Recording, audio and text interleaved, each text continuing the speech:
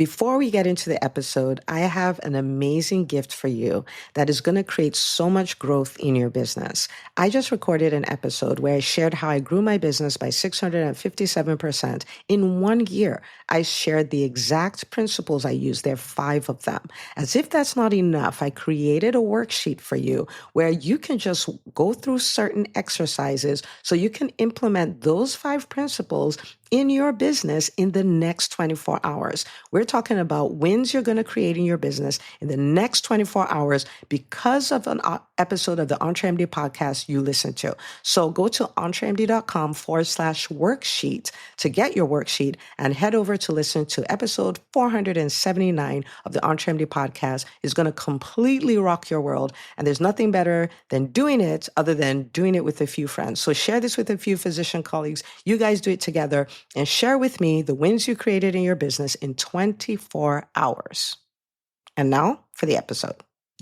If you don't start thinking like a systems engineer, then you're never really going to be able to delegate at a high level. I can actually have wonderful date nights and wonderful trips twice a year and have nothing to do with it. But it's because I've done the work. Hi, docs. Welcome to the EntreMD podcast, where it's all about helping amazing physicians just like you embrace entrepreneurship so you can have the freedom to live life and practice medicine on your terms. I'm your host, Dr. Una. One of the things we rarely talk about is the mental overload that comes with being an entrepreneur, especially a physician entrepreneur. And it can be almost crippling when you think about all the decisions you need to make, all the plans you need to come up with, all the auditing you need to do, all the feedback you need to get. It's a lot of stuff. And so today I'm going to show you how to overcome the mental load of entrepreneurship in 5 steps. Okay. Now, if you are one of the people who is using the 20% coach journal with me, you will find that one of the things we talk about is picking your top 3 goals for the week. Okay.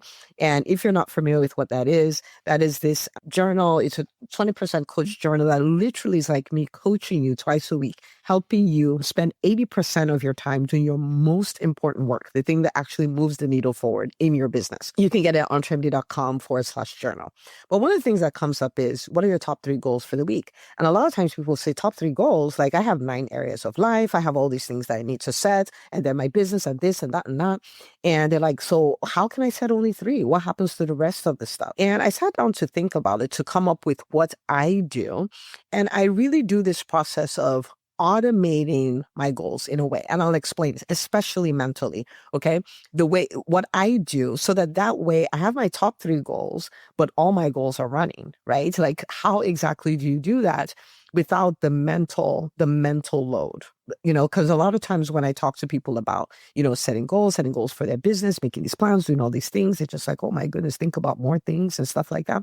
So this process is really, really, really going to help you, because when I look at my life, I'm a wife, I'm a mom of 4 kids. I homeschool said 4 kids. I run 5 companies. I co-pastor a church with my husband and all of those things. So I have a lot of things going on, and I do not walk around with a heavy mental load. I just don't. In fact, I refuse to, right?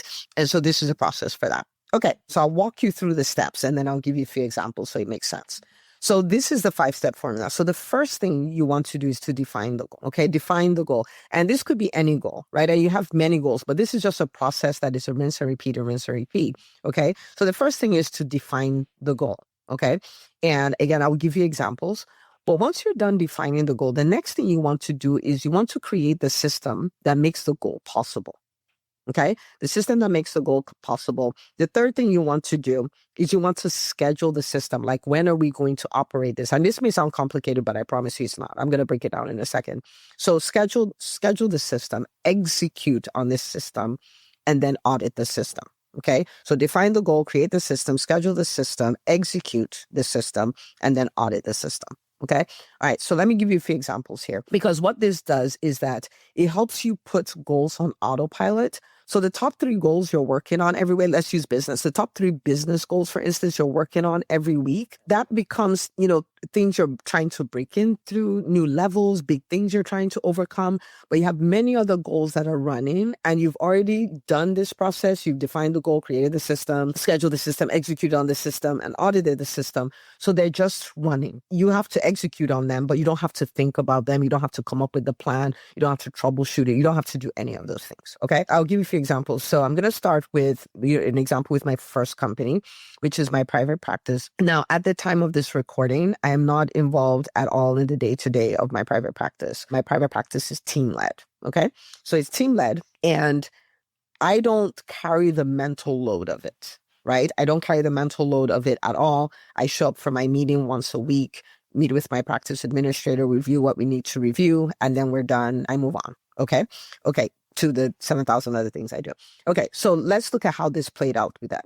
So what was the goal? The goal was, or the goal is, and the goal is kind of weird because we have 5 goals, right? So I'll give you an example. We have a goal for a number of patients we want to see. We want to have turnaround times less than an hour. We want to have a certain number of Google reviews and things like that. So let's just say those are the 3 goals that we have. So we've defined the goal. This is what we want. This is what we want the practice to look like. These are the results we want the practice to get. Okay, so we've defined that. It's very clear. Actually, let me break it down. So you understand, it can be vague. So let's say we want to see 1,000 patients per month. We want to have new 5-star Google reviews per year. We want to have turnaround times of an hour or less. We want to have 75% of our AR in the 0 to 30-day bucket.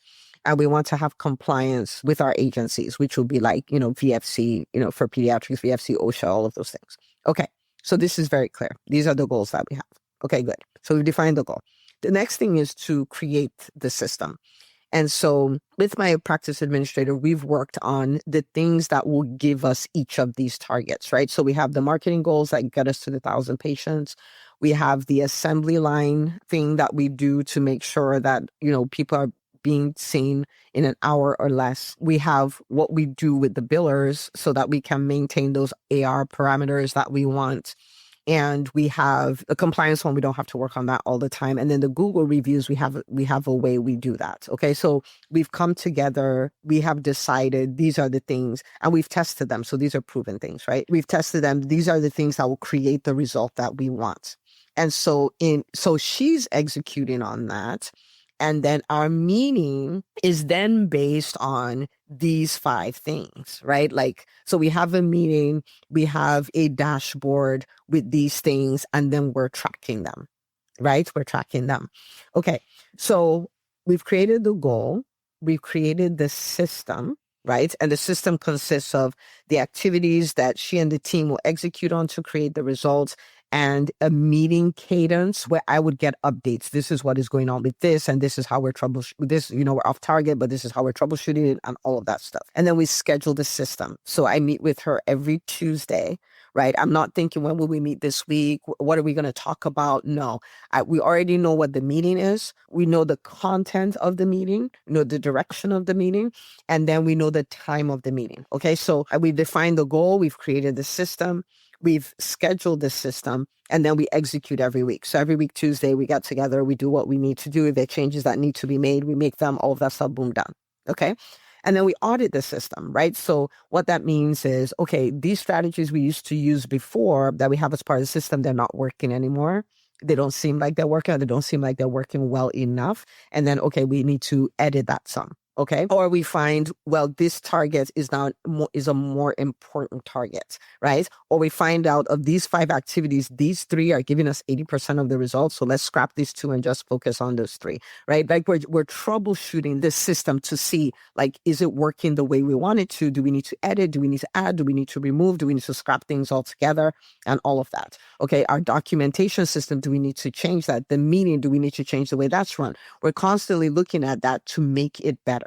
Because we've defined the goal, created the system, scheduled the system, we're executing on the system, and we're constantly auditing, I don't have mental clutter there. I don't have mental overload there. Because we've done the hard work of creating the system, removes that, right? And so my job is then to show up for my meeting, execute in that meeting, and then keep it moving. Another example would be with the EntreMD Business School. Okay. So EntreMD Business School, we have our live sessions, our live training sessions every Wednesday at 7 o'clock. We've had live sessions every week for the last 5 years. So as long as the EntreMD Business School has been around.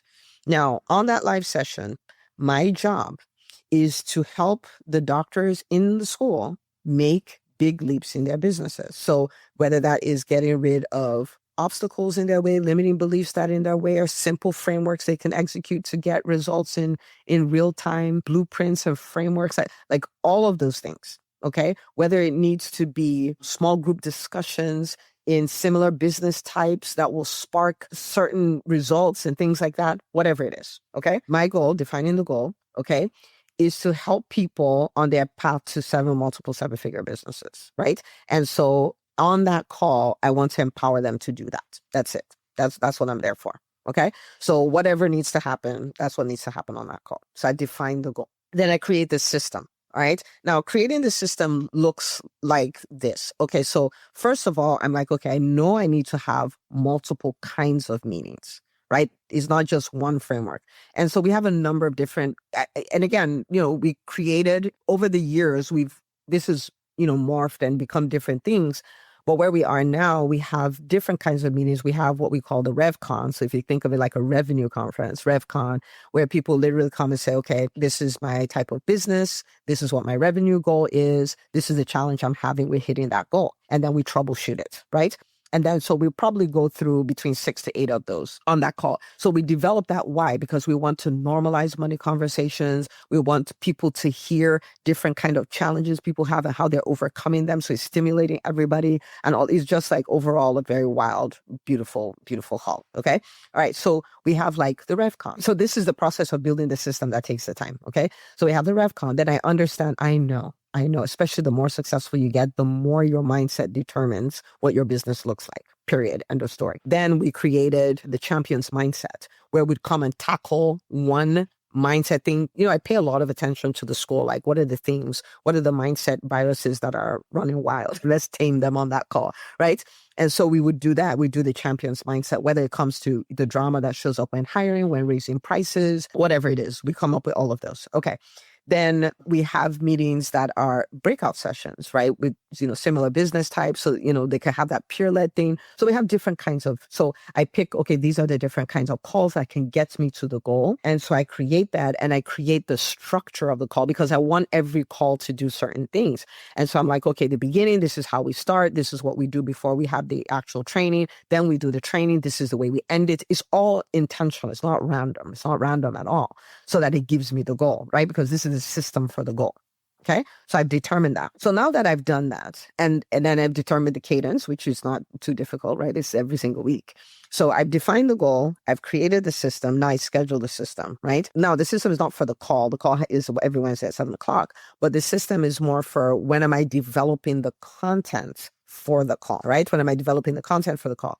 So typically I would do that on Monday. Like, it's kind of always sitting. I walk around with the EntreMD Business School, not in a clutter kind of way, but from a standpoint of curiosity. Like, how can we get the results we get faster? How can we get them easier? How can we, like, I'm constantly thinking about that. It's a hobby of mine. I may do it on Monday, where I kind of put everything in place and, getting ready for the call. So I'm not walking around like, oh, what am I going to teach in the school? What are we going to do? I'm not doing any of that. Right. And part of the system is, I might map out like 2 to 3 months work. Like, this will be the direction, right? Like a quarter at a time. This will be the direction for the next 90 days and stuff like that. I don't have the mental clutter, mental overload, tiring stuff, because I've done the work of building the system. So I don't have to set a goal for it. Do you sort of, like, I don't have to, because now it's running on autopilot. So what do I need to do? Every Monday I need to come, I need to sit, okay, this is what we decided that we are going to do. This is the structure of the meeting. So I just plug in, all the things that need to be plugged in. And then I just sit, I stare at my content a lot. I sit and go like, okay, how can I get some of the transformation from here to here? So this person is at 500,000. How do we get them cross 1 million? This person has a team of producers. How do I help them bring in management level teams or how do I even just help them delegate in such a way that they can get an extra 2 weeks back? They can get an extra 4 weeks of their lives back. Like, so this is what I'm thinking, and then driving the conversation there. But I have a 1 hour block on Monday to do that. So I'm not thinking about it all week, every week, and what am I going to do? And starting the whole thing over from scratch again. No, like we've had a call every Wednesday for the last 5 years, and I have run probably 97% of all those calls. And in those calls, like, this is what we do. And that's why every Wednesday is a magical experience. But I'm not trying to re-engineer the magic of the experience. I've built a container and I just put all those things in. Okay, so every Wednesday then at 7 o'clock I execute. And then periodically we just audit. And like periodically we do a full audit, but every week I'm doing an audit. Like, okay, what worked really well? What do we need to do more of? What resonated deeply with the people? What am I missing? What was a blind spot that I just found? Like, stuff like that. And so I don't set goals for have a 5-star level Wednesday call in Entre MD Business School. I don't set it as a goal because in a way I've automated it, right? I don't set a goal for my private practice goal because I've automated it. When I say I don't set a goal, what I mean is it's not showing up in my weekly goals. I'm not needing to set that as a goal every week because I've automated it. Okay. Okay. Let me give you one more example that doesn't have anything to do with business, but like with marriage, right? Okay. Which is important because you'll hear me say I'm not willing to build a business at the expense of my family or the expense of my faith or my fitness or whatever. Like I'm just not willing to do it. Right. Okay. So for marriage, but it's a thing, right? Like if you don't pay attention to it, it can die. Really, it's as simple as that. So what is my goal? My goal is to be married to my husband for as long as we're both alive. That's my goal. Okay. Now, what is the system? And for us, we built a system, which one is a date night. So you guys know date night every Tuesday, right? And we go and we hang out with each other and check in with each other and, just have a really great time and all of that stuff. So we're paying attention to our marriage once a week. And then we would do 1 to 2 couples vacations a year. Well, mostly two, at least two couples vacations a year. No kids. We do the family vacations, but we do the couples where it's just both of us, right? And so we have every Tuesday and we have twice a year where we're working on our marriage and working, like communicating, sharing experiences, sharing challenges, sharing visions and dreams. We address whatever needs to be addressed, without attacking or feeling attacked or whatever. But it's just this really nice maintenance thing that we do. Okay. And I could be thinking every week, like, oh, set a new goal. I'm not setting goals for my marriage every week. I'm not doing that because of this automation system. So we've defined the goal, want to be married for as long as we're both alive.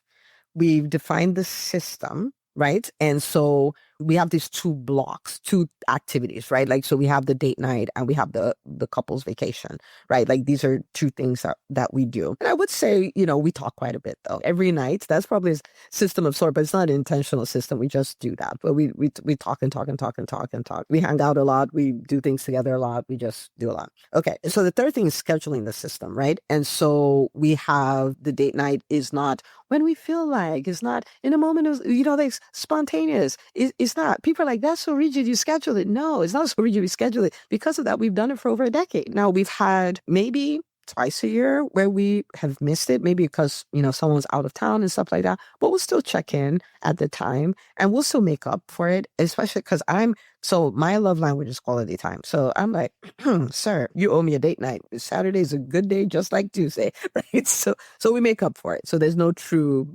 negative, there just isn't. Okay. So we have that system scheduled Tuesday, every Tuesday. Typically about 7 o'clock, but every Tuesday. And then for the trips in the beginning of the year, when we're setting our goals, we kind of, if we can pull it off, we try to schedule that then, right? So like this year we had 1 trip around my birthday, and then we're going to have another one later in the year. So it's scheduled, boom, down. So because of that, it's almost as if the marriage is getting better by default, but it's not getting better by default. It's just that we automated a goal, like the outcome of a goal.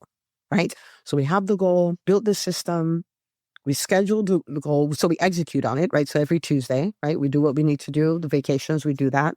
And then we audit, right? Like every so often we're, like I got to a point, I was like, you know what? You're taking your date nights for granted. And when we say date night, sometimes we go on a drive because that's what we want to do. We drive around town, we're talking, laughing, giggling, doing all the things. Sometimes we go to fancy restaurants. Sometimes we take a long walk. Sometimes we do all kinds of stuff. Sometimes we'll go to the movies. It's not about doing things that are super expensive every single time. And it's not about that. It's about the connection, right? So we would audit it, right? And I started thinking, I was like, you know what? You take these for granted, right? And if you think about it, I don't remember the math. So let me do it. Let me do it here. I'm like, okay, I am, 46. And so that means, if I was going to live to 100, I have 54 years to go. And if I multiply that by 52, I have 2,808 date nights left. Say we both live to 100, just doing equal math here. Okay. So 2,808. And the question becomes, well, if you had $2,808 left, how would you treat each dollar? A little different, right? If that's all you had left. And so it's like, well, it may seem like a lot, 2,800, but it'll be gone before you know it. And so why don't you just do just a little to make each one a little more magical? Like just be a little more intentional about each one, right? Just a little. And so that's an audit. And I'm like, like, let me do that. Let me look for some things we haven't done before, look for where we've made this like so routine and so autopilot and add some, spice to that and things like that. And we did that. And so this process right here is something that I work on getting better and better at, right? Like I have this goal, I have this thing. How do I put it in such a way that I'm not like starting the engine over every single week? I've kind of done the work, defined the goal, created the system, scheduled the system, execute on the system, audit the system. So I'm not necessarily thinking, I'm not showing up in the hour when I'm supposed to work on it, thinking about it. Like I'm just executing it, right? So because I do that, I can show up and have 3 goals for the week that I'm actively working on, brainstorming, figuring it out, doing all the things, as opposed to just showing up and doing the thing, right? Or better still, showing up and having somebody else do the thing because you've learned how to leverage your team, right? Which is kind of what I'm doing with my private practice. So I want you to kind of lean into this way of thinking, because when you do this, then people can start asking you the question many people ask me, which is, how do you do it all? Because you can't do it all if you're starting from scratch, if you're thinking about everything, you're coming up with new ideas every week and all. Like you just can't.